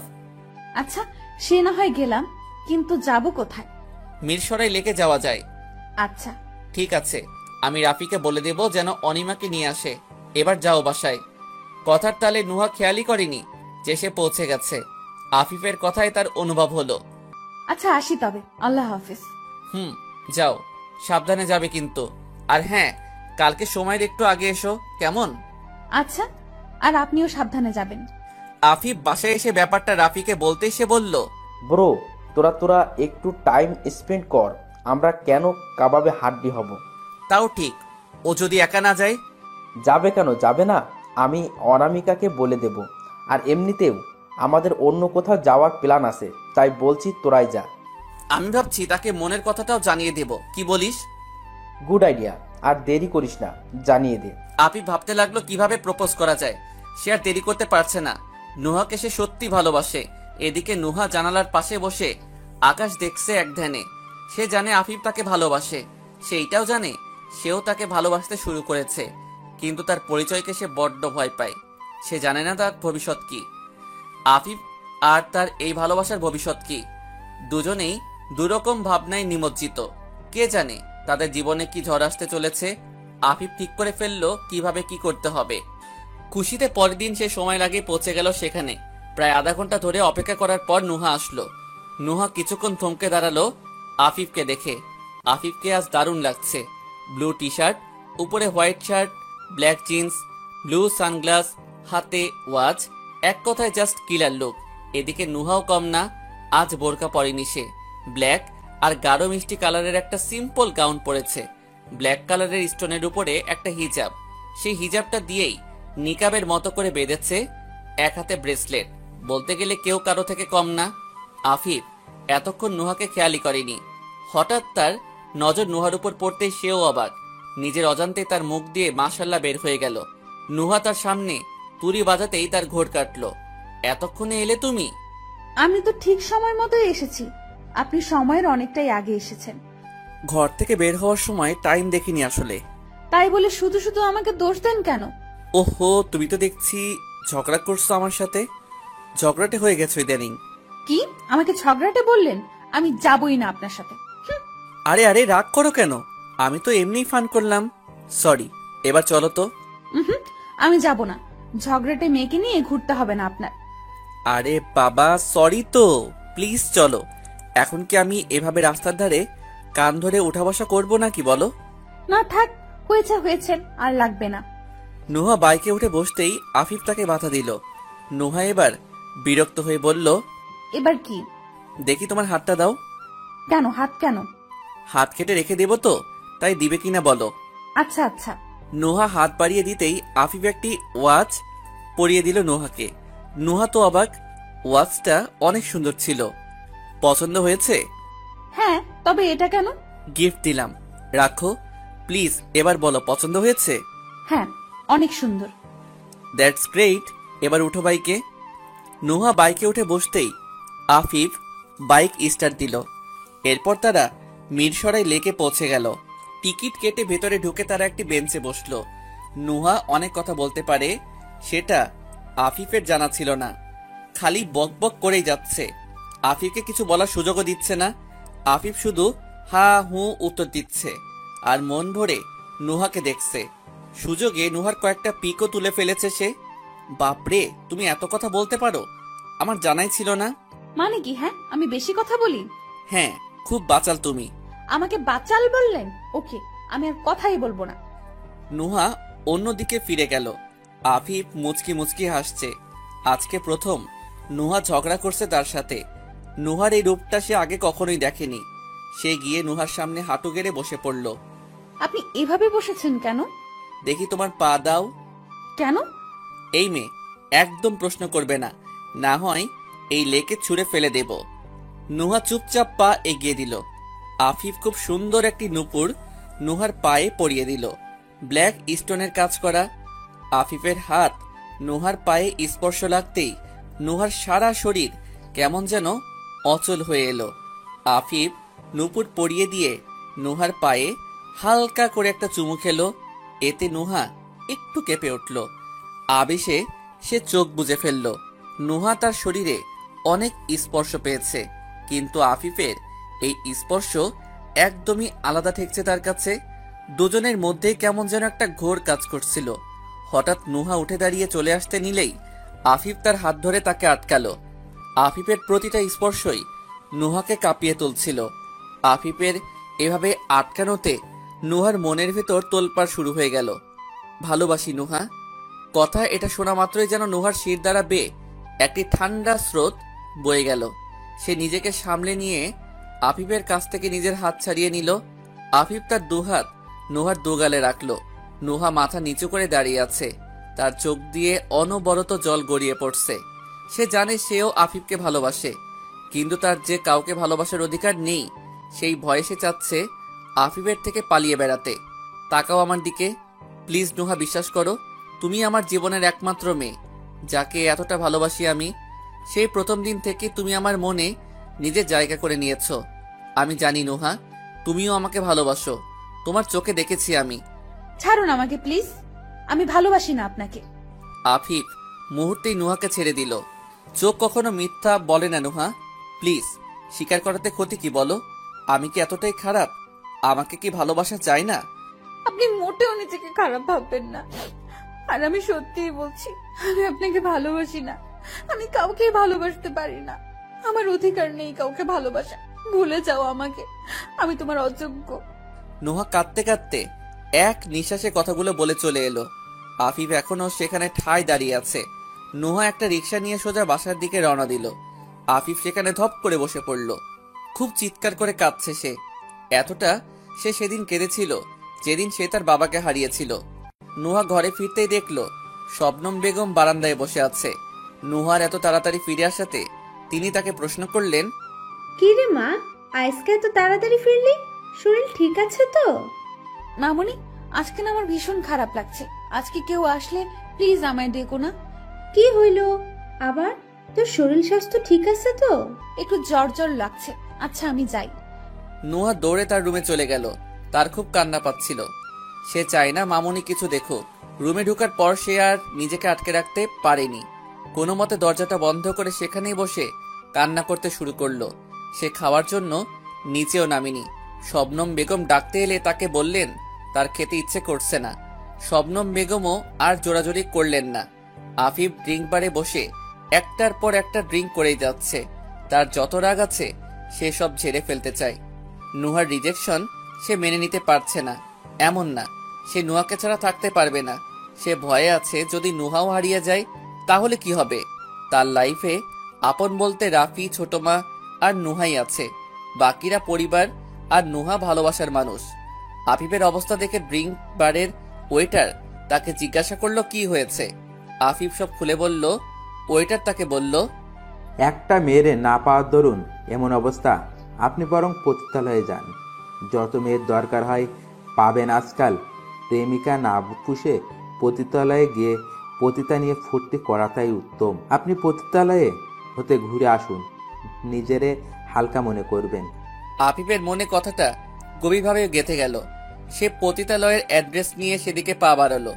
গাড়ি চালানোর অবস্থায় ছিল না সে, তাই বাসার ড্রাইভারকে কল করে তাকে নিয়ে চলে আসলো মহুয়া পল্লীতে। তখন প্রায় রাত 12টা ছুঁই ছুঁই। শবনম বেগম নুহাকে ডেকে নিয়ে নিজ হাতে কিছু খাইয়ে দিচ্ছিলেন। তখনই আফিফকে নিয়ে ড্রাইভার ঢুকলো। আফিফকে দেখে নুহার বুকটা ধপ করে ধরে গেল। সে যেন আকাশ থেকে পড়ল। আফিফ নেশার ঘরে ঠিক মতো হাঁটতেও পারছে না। ড্রাইভার তাকে বসিয়ে দিয়ে বলল আফিফকে একজন মেয়ের সাথে পাঠাতে সে রাত কাটাবে। সকালে সে এসে নিয়ে যাবে আর টাকাটাও দিয়ে যাবে। সেই টাইমে সব মেয়েরা কাজে ছিল, একমাত্র নুহা ছাড়া। শবনম বেগম নুহাকে বলল, মা আর কোনো মাইয়া নাই, তুই একটু ওরে নিয়ে যা। নুহার মুখ দিয়ে কোনো কথা বের হচ্ছে না। সে অপলক আফিফের দিকে তাকিয়ে আছে। আফিফ কি যেন বিড়বিড় করছে। কি রে, ওরে নিয়ে যা রুমে। আমার মনে হয় না পোলাটা বেশি কিছু করব। শবনম বেগমের কথায় নুহার ঘোর কাটল। সে আফিফকে কোনো মতে সামলে রুমে নিয়ে গেল। রুমে খাটে তাকিয়ে বসিয়ে দিয়ে সে দরজা বন্ধ করতেই চোখের পানি ছেড়ে দিল। নিচেই বসে পড়ল নুহা। ভাবছে আফিফ পতিতালয়েও আসা যাওয়া করে, অথচ আজকেই বলল যে তার লাইফে আর কোনো মেয়েই আসেনি। নুহার কান্না দেখে আফিফও তার কাছে গিয়ে বসলো। এই মেয়ে, কি হলো, কাঁদছো কেন?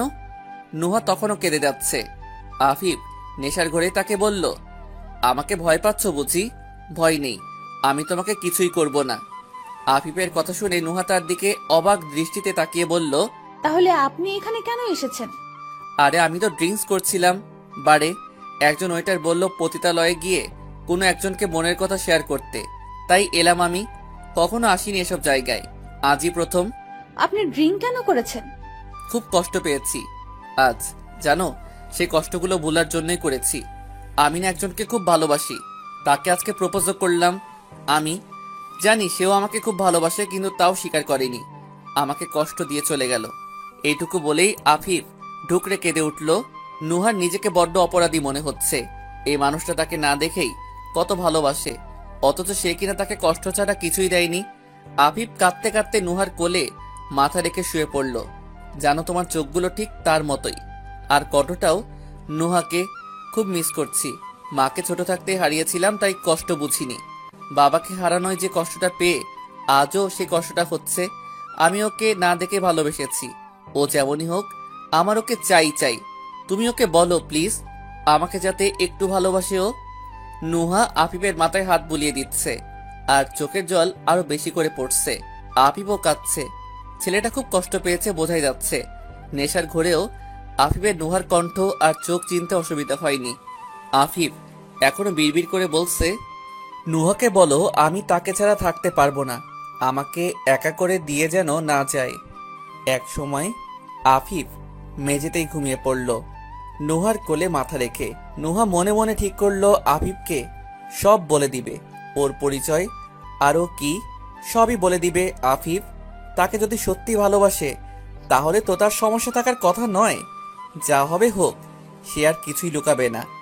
নুহাও সেখানেই ঘুমিয়ে পড়ল। সকালে আফিফের ঘুম ভাঙতেই সে নিজেকে এই অবস্থায় আবিষ্কার করলো। বসা থেকে উঠে পড়ল সে লাফ দিয়ে। এদিকে তার মাথা প্রচন্ড ভারী হয়ে আছে। একে একে তার কাল রাতের সব কথা মনে পড়তে লাগলো। তার নিজের কাছেই নিজেকে জঘন্য লাগছিল। হঠাৎ ঘুমন্ত নুহার দিকে তার চোখ গেল। আফিফ নুহাকে কোলে করে তুলে নিয়ে শুইয়ে দিল খাটে। নুহার ঘুমন্ত মুখের দিকে এক দৃষ্টিতে তাকিয়ে আছে সে। তার মাথায় হাত বুলিয়ে দিতেই সে দেখল নুহার গায়ে প্রচন্ড জ্বর। মনে মনে আফিফ ভাবল, ইস, জ্বরে মেয়েটার গা পুড়ে যাচ্ছে। মেয়েটাকে কেন জানি খুব আপন আপন লাগছে। মেয়েটা খারাপ না, কাল রাতে মেয়েটাও কাঁদছিল, হয়তো ভয়ে কাঁদছিল। শুনেছি এখানে যারা আসে তাদের জোর করে এনে এখানে আটকে রাখা হয়। মেয়েটার সাথেও তাই হয়েছে হয়তো। নিজের অজান্তেই সে নুহার কপালে একটি ভালোবাসার স্পর্শ দিয়ে উঠে পড়ল। পরক্ষণে সে ভাবল, ইস, এ কি করলাম আমি, নিজেও জানি না এমন কেন করেছি। আচ্ছা, তার জায়গায় যদি নুহা হতো তবে তাকেও আমি এভাবে কিস দিতাম, কিন্তু কপালে সে নেই। একটা দীর্ঘশ্বাস ফেলে আফিফ রুম থেকে বের হয়ে গেল। বের হয়ে শবনম বেগমের পাওনা টাকা আর কিছু বাড়তি টাকা দিয়ে বলল, মেয়েটার খুব জ্বর, তার একটু খেয়াল রাখবেন, আর এই বাড়তি টাকাগুলো দিয়ে তার জন্য ওষুধ কিনে আনবেন। আফিফ চলে গেল। শবনম বেগম এমন মানুষ এই প্রথম দেখলেন যে কিনা একজন পতিতারও এত যত্ন আত্মি করে গেল। শবনম বেগম নুহার কপালে হাত দিতে দেখল জ্বরে মেয়েটার গা একদম পুড়ে যাচ্ছে। জ্বরের ঘোরে সে গোঙাচ্ছে। আফিফ বের হতেই দেখল যে ড্রাইভার বাহিরে দাঁড়িয়ে আছে। আফিফ ড্রাইভারের হাতে কিছু টাকা গজিয়ে দিয়ে বলল, এখানে এসেছি, এই ব্যাপারটা যেন কেউ না জানে। জি স্যার, কেউ জানবে না। আফিফ গাড়িতে উঠে বসলো। আজকে ভার্সিটি অফ, তাই নুহাকে নিয়ে যাওয়ার টেনশন নেই। আফিফ গাড়িতে বসে কালকের কথা ভাবছে। তার চোখের সামনে কেন জানি ঘুমন্ত মেয়েটার মুখ আসছে বারবার। আফিফ ঘরে পৌঁছে ভেতরে ঢুকতে দেখলো নাহিদা ড্রয়িংয়ে বসে আছে। আফিফ সিঁড়ি দিয়ে উপরে যাচ্ছিল, তখনই নাহিদা আফিফকে ডাকলো, জি ছোট মা। কাল কোথায় ছিলে সারা রাত? এক ফ্রেন্ডের বাসায় পার্টি ছিল, ওখানে ছিলাম। তাই বলে সারা রাত ওখানে থাকবে কেন? গাড়ি ছিল, চলে আসতে পারতে। আফিফের তখন মাথা ভারী হয়েছিল। নাহিদার কথাগুলো তার বিরক্ত লাগছিল খুব। উফ, সবকিছুর কৈফিয়ত চাও কেন এত বলো তো? আমাকে কি বাচ্চা মনে হয়? আমার যখন ইচ্ছা হবে আসবো, যখন ইচ্ছা হবে যাব, তাতে তোমার কি? নেক্সট টাইম যাতে এমন না করো। আফিফ হন হন করে উপরে চলে গেল। নাহিদা তো অবাক, আফিফ আজ তার সাথে এভাবে উচ্চস্বরে কথা বলেছে। নাহিদা বেগম রাগে গজগজ করতে করতে নিজের রুমে চলে গেলেন। শবনম বেগম নুহার জ্বর মেপে দেখলেন 103 ডিগ্রি জ্বর। জ্বরের ঘোরে নুহা গোঙাচ্ছে বিড়বিড় করে। আফিফের কথা বলছে শুধু। শবনম বেগম শুনেও কিছু বুঝতে পারছিলেন না। আফিফ বাসায় এসে ফ্রেশ হয়ে বের হলো। মাথা মুছতে মুছতে ফোনের দিকে চোখ পড়তেই ভাবলো নোহাকে একবার কল দেওয়ার কথা, কিন্তু পরক্ষণে গতকালকের কথা মনে পড়ে গেল তার। ফোন রেখে বিছানায় গা এলিয়ে দিয়ে শুয়ে পড়ল। আফিফ নোহার কথা ভাবছে, তার দু চোখ বেয়ে পানি গড়িয়ে পড়ছে। কখন যে সে ঘুমিয়ে গেল টেরই পাইনি। নোহার যখন সেন্স ফিরল তখন প্রায় সন্ধ্যা হয়ে এসেছিল। আফিফের কথা মনে পড়তেই সে উঠে বসল। শবনম বেগম নোহার পাশেই ছিলেন। দেখি মা, জ্বর কমছে নি তোর? জ্বর এসেছিল বুঝি আমার? কখন? হ্যাঁ মা, তোর অনেক জ্বর আসছিল। সকালে ওই সাহেবটা যাওয়ার সময় কইয়া গেল যে তোর গায়ে অনেক জ্বর, টাকাও দিয়া গেল ঔষধপত্র কেনার লাগি। ও আচ্ছা মামুনি, আমি এখন ঠিক আছি, তুমি নিচে যাও, একটু আরাম করো গিয়ে। আমি জানি তুমি সকাল থেকে এক পাও নরনি আমার পাশ থেকে, এমনকি কিছু খাওনি, তাই না? শবনম বেগম ছলছল চোখে নোহার মাথায় হাত বুলিয়ে দিতে দিতে বললেন, হরে মা, আমার কলিজার টুকরাটা এভাবে অসুস্থ হইয়া পড়া থাকলে আমার বুঝি খাউন গলা দিয়ে নামবো? তুই কেমনে সব বুঝে নেস কত? মনের মিল মামুনি, আমি জানতাম এমনটাই করবে। তুমি এখন যাও, নিজের জন্য খাবার নাও আর আমার জন্য। আমি 5 মিনিটের মধ্যে ফ্রেশ হয়ে আসছি। আচ্ছা মা। শবনম বেগম নিচে চলে গেলেন। নোহার মনে পড়ে গেল কাল রাতের কথা, আফিফের কথা। সে ফোনটা হাতে নিয়ে আফিফের নাম্বারে ডায়াল করলো। আফিফ ঘুমেছিল। নোহার কল আসতেই ঘুমের ঘোরে ফোনটা ধরল। ফোনের ওপাশ হতে নোহা বলল, হ্যালো, আসসালামু আলাইকুম। আফিফ নোহার কণ্ঠ শুনেই উঠে বসে পড়ল। তার বিশ্বাসই হচ্ছে না এত কিছুর পরেও নোহা কল দিতে পারে। হ্যালো আফিফ। হ্যাঁ হ্যাঁ, বলো কেমন আছো? ভালো আছি, তুমি? আমি আর কেমন থাকতে পারি, তোমার কি মনে হয়? আচ্ছা, যেখানেই থাকো, কালকে কি একটু দেখা করতে পারবে আমার সাথে? অনেক কথা ছিল। আফিফ তো মহা খুশি। হ্যাঁ, কেন নয়, আমি আসবই তো তোমাকে পিক করতে আর ড্রপ করতেও। ঠিক আছে, ক্লাস শেষে না হয় কথা বলবো। আচ্ছা ঠিক আছে। এখন রাখছি, আল্লাহ হাফেজ। নোহা কল কেটে দিতেই আফিফ নাচা শুরু করলো। রাফি দরজায় দাঁড়িয়ে ভাইয়ের তামাশা দেখে হাসতে হাসতে শেষ। আফিফ এসে রাফিকে জড়িয়ে ধরলো। Finally bro, finally I am going to get her. I am happy for you বড়ো, বেস্ট অফ লাক। তবে কালকে কি হলো বললি না যে? হ্যাঁ বলছি, শোন। আফিফ রাফিকে সব খুলে বলল। আচ্ছা, তা না হয় বুঝলাম, কিন্তু কালকে সারা তুই ছিলি কোথায়? আমি তোর সব ফ্রেন্ডকে কল করেছিলাম। সো প্লিজ এটা মোটেও বলবি না যে তুই কোনো ফ্রেন্ডের বাসায় পার্টিতে ছিলি। আফিফ মাথা চুলকাতে চুলকাতে রাফিকে সব খুলে বলল। আফিফ রাফির কাছ থেকে কিছুই লুকোয় না কখনো। ভাইয়ের কথা শুনে তো রাফি অবাক। সিরিয়াসলি বড়ো, একজন ওয়েটার এর কথায় তুই এমন একটা জায়গায় চলে গেলি? পাগল হয়ে গেছিলি নাকি তুই? আই ডোন্ট নো কি যে করেছিলাম নিজেও জানি না, বাট ট্রাস্ট মি, আমি উল্টাপাল্টা কিছুতেই জড়াইনি। তাই ভালো। আচ্ছা চল, আজ আমি আর তুই পার্টি করতে যাই। S A celebration. Okay, behalf of me. Noha সারা রাত ভেবেছে কিভাবে আফিফকে এই কথাগুলো বলবে, বলা কি আদৌ উচিত কিনা। সবশেষে সে ভেবেই নিল যে সে আর 7-5 না ভেবে সব বলেই দিবে।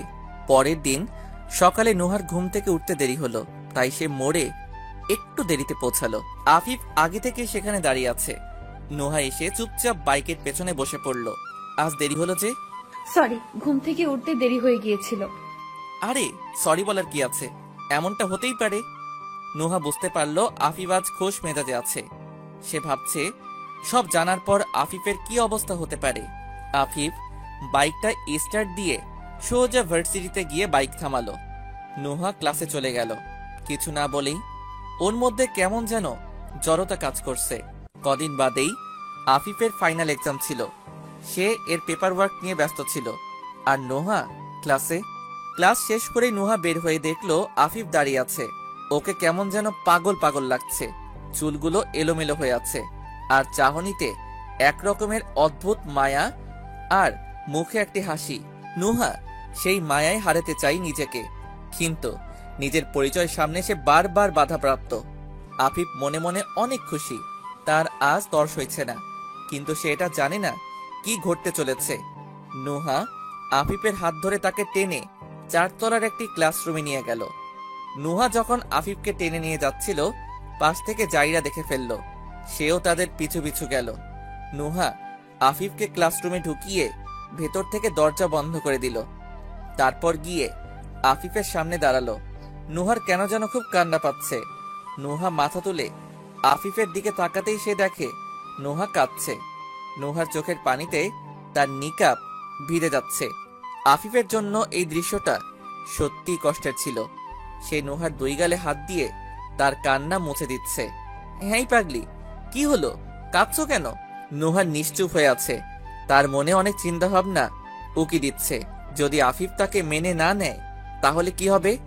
সে তো আফিফকে ভালোবাসে খুব, তার পক্ষে সম্ভব না আফিফকে ছাড়া থাকা। নুহা প্লিজ কেঁদো না, আমার সত্যি সহ্য হচ্ছে না তোমার কান্না। নুহা আফিফকে ঝাপটে ধরে ঢুকরে কেঁদে উঠল। আফিফ নুহার এমন আচরণে শুধুই অবাক হচ্ছে। আফিফ প্লিজ আমাকে একটু জড়িয়ে ধরবা শক্ত করে। কাপা কাপা গলায় নুহা আফিফকে বলল। আফিফ নুহাকে তার 2 হাত দিয়ে শক্ত করে জড়িয়ে ধরে বলল, একটু নয়, সারা জীবন জড়িয়ে ধরে রাখতে চাই তোমাকে। এটা শুনে যেন নুহার কান্নার বেগ আরো বেড়ে গেল। নুহা প্লিজ বলো না, কি হয়েছে এমন, কেন করছো? কিছুক্ষণ এভাবে থাকো না প্লিজ। আচ্ছা। জাইরা নুহা আর আসিফের পিছু নিয়েছিল ঠিকই, কিন্তু তারা কোন দিক দিয়ে গিয়েছে সে তা খুঁজে পাচ্ছে না। সে প্রত্যেক তলায় পায়চারি করে করে আফিফ আর নুহাকে খুঁজছে। অবশেষে 4 তলার সেই ক্লাসরুমটির সামনে এসে দাঁড়ালো সে। ভেতর থেকে কান্নার শব্দ শুনতে পাচ্ছে সে। দরজা দিয়ে একটু উকিঝুঁকি করতেই সে দেখে আফিফ নুহাকে জড়িয়ে ধরে আছে আর নুহা কান্না করছে। জাইরার রাগে যেন আগুন ধরে যাচ্ছে গায়ে। প্রায় অনেকক্ষণ এভাবে থাকার পর নুহা আফিফকে ছেড়ে দিয়ে ঘুরে দাঁড়ালো। তারপর বলল, আফিফ খুব ভালোবাসো আমাকে, তাই না? নুহার এমন প্রশ্নে আফিফের কেমন যেন অস্বস্তি হচ্ছে। নুহা আবারও প্রশ্ন করল, কি হলো, উত্তর দাও না। খুব ভালোবাসো বুঝি আমাকে? হ্যাঁ খুব ভালোবাসি। আমি যেমনই হই আমাকে মেনে নিতে পারবে? হ্যাঁ পারবো, কিন্তু এমন অদ্ভুত প্রশ্ন কেন করছো নুহা? সেটা জানানোর জন্যই তো তোমাকে ডেকেছি। তোমার জন্য খুব প্রয়োজন আমার পরিচয়টা কি। নুহা নিকাব খুলে আফিফের দিকে ঘুরে দাঁড়ালো। নুহার চেহারা দেখার পর আফিফের যেন পুরো দুনিয়া থমকে গেল। তার পায়ের তলার মাটি যেন সরে গেল। তো তুমি? আমি পরশুদিন রাতে আমার সাথেই ছিলে। বাকিটা তুমি ভালো জানো আমি কি। আমার এই পরিচয়কে আমি বড্ড ভয় পাই। আফিফ, সেই ছোটকাল থেকেই এই পেশায় আমি অনেক কষ্টে পড়ালেখার অনুমতিটুকু পেয়েছি, কিন্তু কাউকে ভালোবাসার অনুমতি চেয়ে আমার নেই। শুনতে খারাপ লাগলেও পতিতাদের ভালোবাসতে নেই কাউকে। তুমিই বলো, এখনো কি তোমার মনে আমার জন্য ভালোবাসা আছে? ঘৃণা হচ্ছে আমার প্রতি, তাই না? কত পুরুষের সাথে আমি রাত কাটিয়েছি, তার হিসাব নেই। রোজ কতবার ধর্ষিত হই সেটা আমিই জানি। যদি আল্লাহ চান তবে হয়তো কোনো একদিন আমি মুক্তি পাবো, কিন্তু আমার অতীত আমাকে সুস্থ জীবনযাপন করতে দিবে না কখনোই। খুবই বাজে একটা পরিচয় আছে আমার আফিফ। আমার সাথে যদি তুমি চড়াও তাহলে তোমার জীবনটাও অতিষ্ঠ হয়ে যাবে। বলো, এখনো কি তুমি আমাকে মেনে নেবে? তবুও কি ভালোবাসবে আমাকে? বলো। আফিফ কি বলবে বুঝতে পারছে না, তার মাথায় কিছুই ঢুকছে না। এই মুহূর্তে তার কি বলা উচিত? নুহাকে কি সে মেনে নিবে? আফিফের মৌনতা নুহাকে কুড়ে কুড়ে খাচ্ছিল। বুঝেছি আফিফ, তোমার আর কিছু বলতে হবে না। জানতাম এমনটাই হবে, আগে পরে, তাই জানিয়ে দিলাম। নুহা নিকাব বেঁধে ক্লাসরুম হতে বের হয়ে চলে এলো। জাইরা ক্লাসের বাহির থেকে সব কথা শুনছিল। নুহার পরিচয় জানার পর তার যেন পৈশাচিক আনন্দ হচ্ছে। যখন নুহা বের হয়ে আসছিল, জাইরা সরে গিয়েছিল। নুহাকে একা যেতে দেখে সে সোহানকে কল দিল। হ্যালো, অবশেষে সেই সুযোগটা আজ এসেছে। কিল দা ব্ল্যাডি গার্ল। জাইরা ফোনটা রেখে তাচ্ছিল্যের হাসি হাসলো।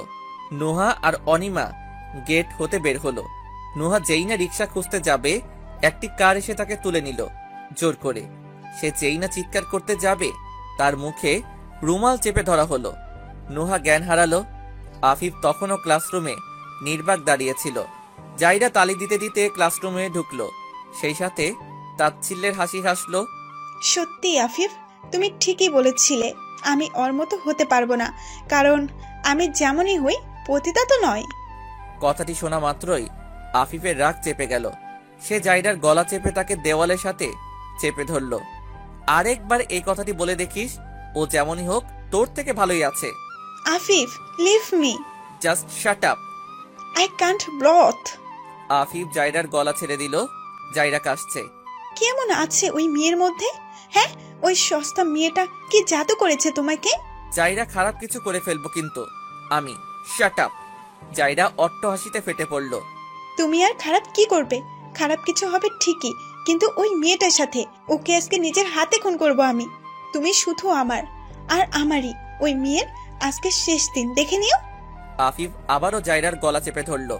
তোকে আজ আমি খুন করব। নুহাকে মারার চিন্তা তোর মাথায় এলো কিভাবে?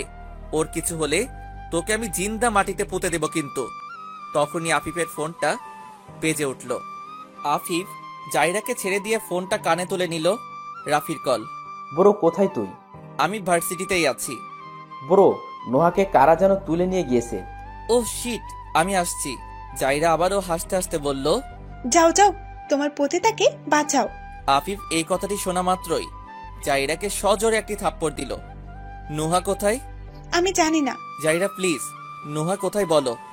উফ, কি সুন্দর করে মিনতি করছো। সরি জান, তুমি কখনোই জানবে না নুহা কোথায়। ওর লাশ দেখার জন্য অপেক্ষায় থাকো। আফিফ জাইরাকে ধাক্কা মেরে ফেলে দিয়ে বেরিয়ে এলো। ভার্সিটির গেটে অনিমা আর রাফি দাঁড়িয়েছিল। আফিফ ওদের কাছে আসতেই অনিমা ওকে সব বলল। আফিফের রাগে গা জ্বলছে। সে জানে এটা সোহানের কাজ, আর কোথাও না কোথাও জাইরাও জড়িত আছে। আফিফ বাইকটা নিয়ে বেরিয়ে গেল, কিন্তু আফিফ নুহাকে খুঁজবে কোথায়? একবার ভাবলো জাইরার উপর নজরদারি রাখা দরকার। আফিফ বাইক থামিয়ে রাফিকে কল দিল। হ্যালো। হ্যাঁ বড়, বল। তুই কোথায়? ভার্সিটিতে নাকি? হ্যাঁ, কেন? জাইরা যদি ভার্সিটিতে থাকে তাহলে ওর উপরে নজর রাখ। জাইরা তো মাত্রই গেট দিয়ে বের হলো। তাড়াতাড়ি ওর পিছনে। ও কোথায় যায় দেখ, আমাকে জানা। ওকে বড়। রাফি বাইক নিয়ে বেরিয়ে গেল। জাইরা তার কারে উঠে বসলো। তার রাগে গা জ্বলছে। সে তার সব রাগ নুহার উপর ছাড়বে। রাফি জাইরার পিছু নিয়েছে। সে এসব খেয়ালই করছে না। নুহার যখন জ্ঞান ফিরল তখন সে নিজেকে একটি রুমে চেয়ারের সাথে নিজেকে বাঁধা অবস্থায় আবিষ্কার করলো। তার সামনে সোহান বসে আছে। সোহানের চোখে মুখে রাগ স্পষ্ট। নুহার ভীষণ ভয় হচ্ছে। ভয় কাঁপতে কাঁপতে সে বলল, আমাকে এখানে কেন এনেছেন? সোহান রাগে চিল্লিয়ে উঠল, কেন এসেছিস মানে? তুমি আর তোমার বয়ফ্রেন্ড মিলে তো বেশ মিথ্যা কথা বলে বেড়াও, তাই না? আমি র্যাগিং করেছিলাম তোমাদের, তাই না? তোমার সাথে আমার কোনো শত্রুতা ছিল না। নিজে সেদে এসে শত্রু হলে আমার। তোমাকে আর তোমার বয়ফ্রেন্ডকে কি আমি এমনি এমনি ছেড়ে দেবো ভেবেছো? তোমাদেরকে শাস্তি পেতে হবে। নুহা মনে মনে আল্লাহকে স্মরণ করছে। কান্নার কারণে তার নিকাব একদম ভিজে নাক আর মুখের সাথে লেপটে গিয়েছে। এতে নুহার নিঃশ্বাস নিতে অনেক অসুবিধা হচ্ছিল। নুহার এমন অবস্থা দেখে সোহানের কেন জানি একটু মায়া হচ্ছিল। আর যাই হোক, সোহান এতটাও খারাপ না যে সে কারো ক্ষতি করতে পারে। শুধুমাত্র নুহা আর আফিফকে ভয় দেখানোর জন্যই নুহাকে তুলে আনা। আর বাকিটা জাইরা বলল নুহার সাথে তার নাকি কি বোঝাপড়া আছে। সোহান সেই না। নুহার নিকাবে হাত দেওয়া মাত্রই নুহা একটু লাফিয়ে উঠল। এ কি করছেন? নিকাবে কেন হাত দিচ্ছেন? তোমার নিকাবের কারণে তোমার নিঃশ্বাস আটকে আসছে, তাই সরিয়ে দিলাম। সোহানের নরম স্বরে কথা বলা দেখে নুহা কিছুটা অবাক হলো। না, দরকার নেই, আমি ঠিক আছি। আর আপনি না আমাকে শাস্তি দেওয়ার জন্য এনেছেন, তাহলে এত দয়া দেখাচ্ছেন কেন? সোহান এই কথায় খুব বিরক্ত হলো। সে নুহাকে রেখে বাহিরে বেরিয়ে আসলো। বাহির থেকে দরজা লক করে দিয়ে ফোন বের করে জাইরাকে কল দিল, কিন্তু জাইরা ফোন ধরছে না। আবারও রুমটায় ঢুকলো সে। নুহার হাত পায়ের বাঁধন খুলে দিয়ে আবারও বেরিয়ে গেল দরজা লক করে। নুহা ভাবছে, কেমন আজীব মানুষ তো। নিজেই তো এনে বেঁধে রেখেছে, আবার নিজেই কেয়ার করছে। আস্ত শয়তান একটা। জাইরা সেই জায়গাতে আসছিল যেখানে নুহাকে রাখা হয়েছে। রাফি জাইরার কারের পিছু পিছু আসছিল। আরো অনেকক্ষণ ড্রাইভ করার পর জাইরা একটি ফার্ম হাউসের সামনে এসে গাড়ি থামালো। রাফি জাইরার থেকে কিছু দূরে গাড়ি থামালো। সাথে সাথে ফোনটা বের করে আফিফকে টেক্সট করে দিল। আফিফও দ্রুত বেগে বাইক চালিয়ে ছুটে আসতে লাগলো। জাইরা গাড়ি থেকে নেমে গিয়ে ঘরে ঢুকলো। সোহান সোফাতে বসেছিল। জাইরাকে দেখে উঠে দাঁড়ালো। ওই সস্তা মেয়েটা কোথায়? ভেতরেই আছে। ওকে। জাইরা তার ব্যাগ থেকে একটি গান বের করলো। গানটি দেখে সোহান আঁতকে উঠল। ওয়েট দ্য হেল জাইরা, এটা কেন? জাইরা রাগে গজগজ করতে করতে উত্তর দিল, I will kill her. No Zaira, কথা এটা ছিল না। আমরা জাস্ট ওকে ভয় দেখানোর জন্য এনেছি, দ্যাটস ইট। চুপ থাকো প্লিজ। তোমার ভয় দেখানো ছিল, তুমি দেখিয়ে ফেলেছ। আমি ভয় দেখি সময় নষ্ট করতে চাই না।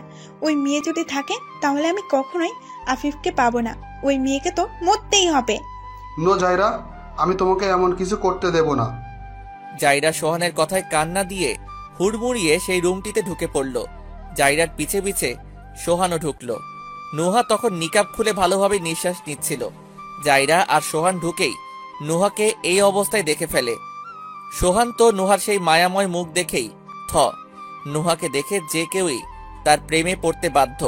কিন্তু জাইরার রাগে হিংসায় গা জ্বলছে। নুহা তার চেয়ে বেশি সুন্দরী, এটা সে যেন মানতেই পারছে না। নুহা তাদেরকে দেখে আরো ভয় পেয়ে গেল।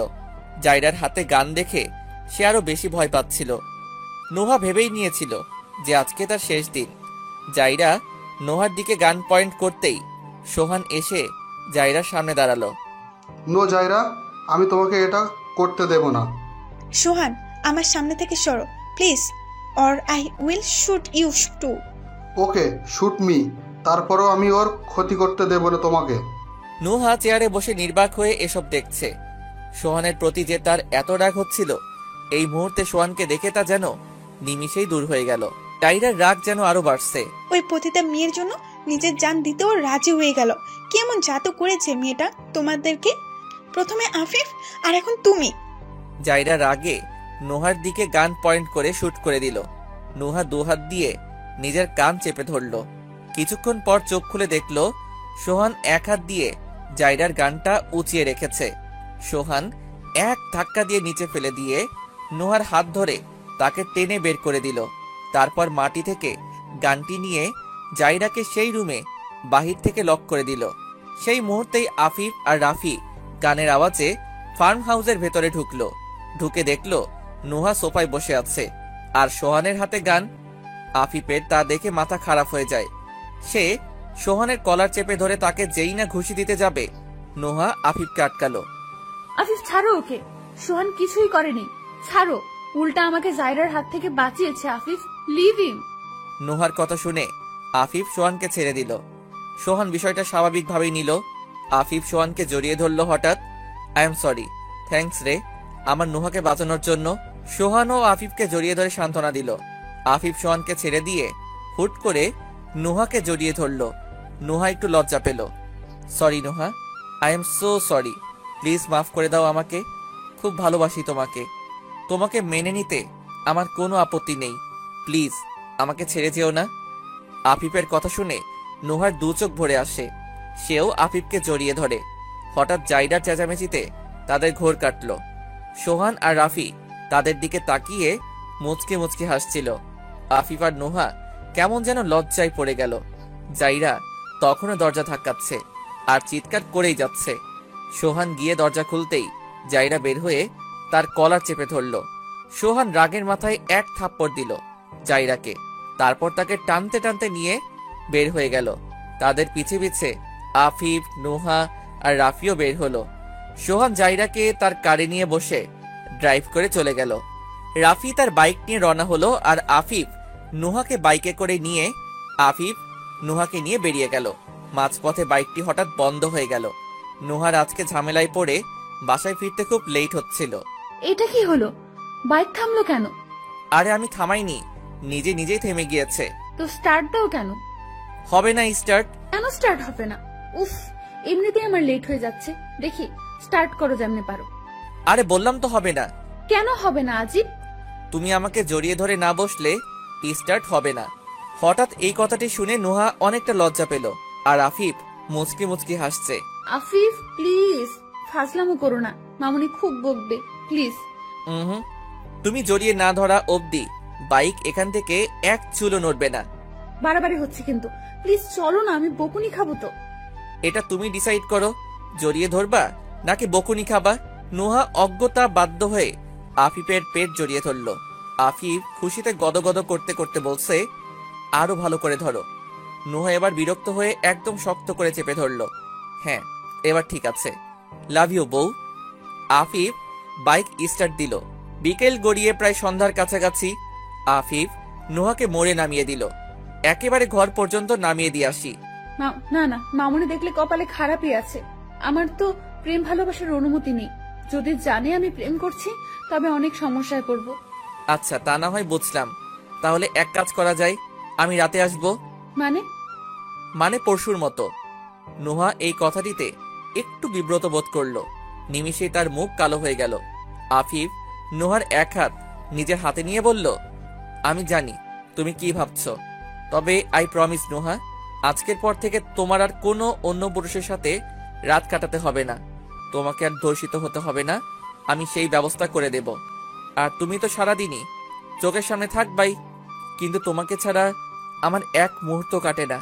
তাই রাতে আসবো আমি, রোজ গল্প গুজব করব, তোমার কোলে মাথা রেখে ঘুমাবো, এইটুকুই। আর বাদবাকি যা হওয়ার সেটা বিয়ের পরে উসুল করব আমি। থ্যাংক ইউ আফিফ, আমার লাইফে আসার জন্য, আমাকে এতটা ভালোবাসার জন্য। থ্যাঙ্কস টু ইউ, আমাকে আজকে জড়িয়ে ধরার জন্য। উফ, খালি ফাজলামো। আমি গেলাম, বাই, আল্লাহ হাফেজ, আর সাবধানে যেও। ওকে বাই, লাভ, টেক কেয়ার। নুহা ঘরে ঢুকতে দেখলো শবনম বেগম ঘুমিয়ে আছে। সে চুপচাপ উপরে যেতে নিলেই শবনম বেগম বলে উঠলেন, এত দেরি হইল কেন আজকা? ওই যে মামুনি। কি কাঁপতেছস কেন? কি হইল? দেরি কইরা ফিরলি কেন আজকা? আরে তুমি ধমকাও কেন, বলতে দাও না। নবীনবরণের একটা অনুষ্ঠান হবে, সেটার কিছু টুকটাক কাজ ছিল, এর জন্যই দেরি হলো। আচ্ছা, তা না হয় বুঝলাম। তুই সকালে খালি পেটে গেছিলি কেন? নাস্তা খাস নাই কেন? আসলে দেরি হয়ে গেছিল তো, তাই। দেখ নুহা, মা, খাউন দাউন নিয়া অবহেলা একদম করবি না, কইলাম। তুই পড়ালেখা করস, কাম করস, তোর কত ধকল যায় জানোস তুই? তার উপর কালকে আসিল জ্বর, একটু নিজের খেয়াল তো রাখ। নুহা এক ধ্যানে শবনম বেগমের দিকে তাকিয়ে আছে, চোখের কোণে পানি। হঠাৎ সে শবনম বেগমকে জড়িয়ে ধরল। শবনম বেগম বুঝতে পারলেন কেন এমন করেছে সে। মামুনি, আমাকে বুঝি এত ভালোবাসো তুমি, এত আদর যত্ন করো আমার তুমি, মায়ের চেয়েও বেশি তুমি। আমার খুব ভাগ্য আমি তোমাকে পেয়েছি। তুই তো আমারই মাইয়া, আমার কলিজার টুকরা। তোর খেয়াল আমি না রাখলে কে রাখবো কত? এখন যা, ছাড় আমাকে, গোসল কইরা আয়। আমি খাওন দিতেছি, নিজের হাতে খাওয়াইয়া দিমু, যা। নুহা চোখ মুছে নিয়ে শবনম বেগমের গালে একটি চুমু দিয়ে চলে গেল। গোসল সেরে নুহা জানালার পাশে দাঁড়িয়ে চুল মুছছে, মুখে মিষ্টি একটি হাসি। আকাশের দিকে তাকিয়ে আছে, চোখের সামনে শুধু আফিফের চেহারা। একটু পরেই শবনম বেগম নুহাকে ডেকে পাঠালেন। নুহা গিয়ে দেখল শবনম বেগম ভাত মেখেছে। নুহাকে নিজ পাশে বসিয়ে তিনি লোকমা তুলে নুহাকে খাইয়ে দিচ্ছিলেন। এমন সময় আফিফ এসে ঢুকলো। আফিফকে দেখা মাত্রই নুহার হিচকি উঠে গেল। আফিফের প্রচন্ড হাসি পাচ্ছিল নুহার অবস্থা দেখে। আরে কি হইল? ধর, পানি খা। নুহা কাশতে কাশতে পানি খেয়ে নিল। এরপর এক দৌড়ে সিঁড়ি দিয়ে উঠে গেল। সে যেন পালিয়ে হাঁপ ছেড়ে বাঁচল। তারপর সিঁড়িতেই দাঁড়িয়ে ফোকর দিয়ে আফিফকে দেখতে লাগলো। এরপর চলে গেল তার ঘরে।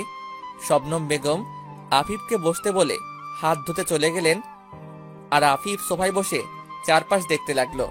একটু পরে শবনম বেগম এলেন, আর আফিফ বসা থেকে উঠে দাঁড়ালো।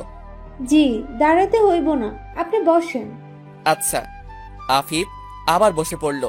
তো কি, আবারও ওই মাইয়ার সাথে রাত কাটাইবেন? জি, আরেকটা কথা ছিল ওর ব্যাপারে। বলেন সাহেব। ওই মেয়েকে আজকের পর থেকে আর কারো সাথে সময় কাটাতে দিবেন না। আমি রোজ আসবো। এখন থেকে ওই মেয়ে শুধু আমার সাথেই যেন সময় কাটাই। যত টাকার দরকার আমি দেব, তার টেনশন করবেন না। জি আলহামদুলিল্লাহ। ওই মায়ার সাথে এমনিও বেশি কাউরে সময় কাটাইতে দেয় না, আমি খুব জরুরি না হইলে। কেন এমন কেন? বহু কারণ আছে সাহেব। ওই মাইয়া আমার নারী ছেড়ে ধনের সমান, আর আপনার বেশি টাকা দেওয়ানোর দরকার নাই, পাওনাটুকুই দিলে হইব। নারী ছাড়া ধন হলে ওকে বাঁচিয়েও তো রাখতে পারেন এইসব থেকে। সেই চেষ্টা তো আমি করতেছি, ইনশাআল্লাহ এক না একদিন ওরে এই চোরাবালি হইতে আমি মুক্ত কইরা দিব। আচ্ছা, তাহলে মনে রাখিয়েন যা বললাম। জি আচ্ছা নুহা, ও নুহা মা। প্রিয় বন্ধুরা, এই গল্পের দ্বিতীয় পর্ব খুব শীঘ্রই আপলোড করা হবে। সেই পর্যন্ত সকলে অপেক্ষা করুন। ধন্যবাদ সবাইকে।